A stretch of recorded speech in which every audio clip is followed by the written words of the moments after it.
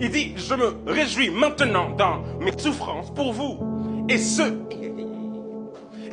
qui manquent aux souffrances de Christ, je l'achève en ma chair pour son corps qui est l'Église. Donc, il y a certaines personnes qui disent, oh, ce n'est pas vraiment écrit dans la Bible explicitement de ne pas voir.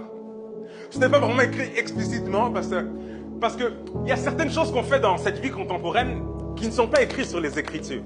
Ainsi, on dit, oh, mais Dieu n'en a pas parlé, c'est-à-dire on peut faire, non? L'apôtre Paul est en train de dire, ce qui manque, ce qui n'a pas été écrit, ce qui manque, ce qui est fait dans ces temps présents et qui ne représente pas la pensée du Seigneur, ce qui manque, je le crucifie en ma chair. Oh non, pasteur, dans notre génération, on peut faire ça, faire ci, faire ça. Ce n'est pas si grave, ce n'est pas écrit vraiment dans les Écritures.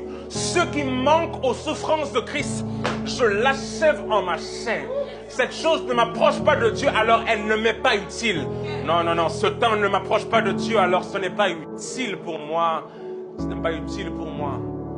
Je le disais, les chrétiens veulent retrouver des versets qui les empêchent de faire certaines choses. Dès que ça me... Ah, c'est écrit. Oh, c'est pas écrit, ça veut dire on peut faire. Qu'est-ce que Dieu veut? Qu'est-ce que Dieu...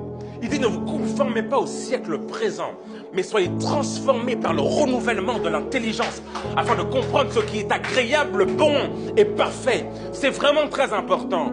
Ce n'est pas juste une affaire de faire moins d'actions que les païens, c'est être transformé.